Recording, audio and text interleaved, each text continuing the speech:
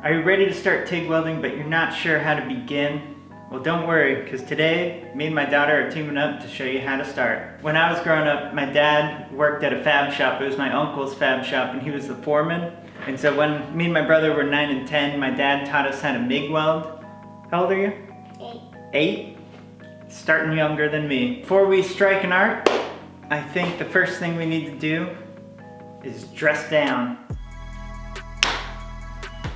All right, we're ready to go. Hold up.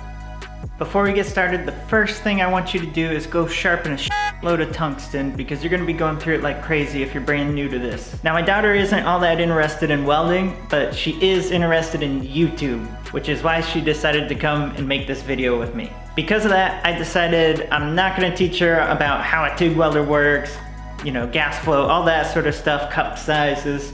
I'm just gonna keep it super simple and teach her how to run a puddle, and hopefully she'll get interested in it. Before you can start welding, you need to be able to hold the torch. And the easiest way to hold the torch is using what I call the Sharpie grip. And it's basically like you're holding a Sharpie or a dry erase marker.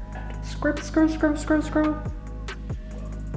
That's my dry erase sound effects. Once you can hold the torch and it feels comfortable, the next thing we're gonna do is actually start welding. But we're gonna keep it simple. And the way that I like to do it is just have people roll on the foot pedal and roll off the pedal. And while they're doing that, just watch the puddle. This will connect the dots in your brain and make it as easy as driving a car. Next, I just want you to doodle with it. Just take it, go about half foot pedal and just start wiggling around, making letters, draw things you're probably not supposed to. That's what all welders do. Just have fun with it. Now that you've been doodling around with it and rolling on and off the foot pedal, you can see how things change the puddle, how moving closer with the tungsten makes the puddle wet out nicer and your arc more stable. As you back off, it shrinks up and disappears. As you move too fast, the puddle disappears.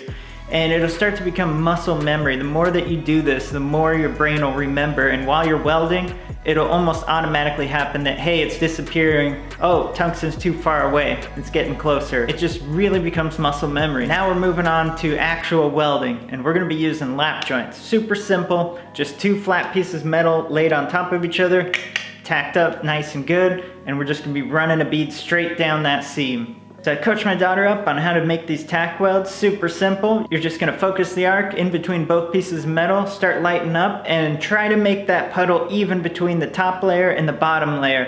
And as you're doing that, just adding on the foot pedal until it joins together. Now, if you're running 1/8 inch material like us, just set your amperage to 125. Now all you're gonna do is roll on that foot pedal until you're at full amperage. Once you're at full amperage, you can start moving down that seam. And if at any time those seams split apart, back up, make sure your tungsten's close and let them join back together. And once they've joined back together, continue on. And you want to keep practicing this until you can get both seams to join together, and you want this bead to become consistent. Once you've got it consistent, then you can move on to filler rod. But for right now, keep it simple. Just do some fusion welding like this. It's plenty strong for most of what you're gonna be doing at your shop. This here's my daughter's final weld, and I'm super proud of her. She tacked this part all together by herself, and she welded down it without any help from me. She saw when the puddle started to split, she stopped, backed up, re-welded it, and continued on. So I'm super happy, and she was happy too. But overall, she was not interested in welding. She was interested in being on YouTube. Now that you've got the basics on TIG welding down, you can move on to the next video and improve your skills.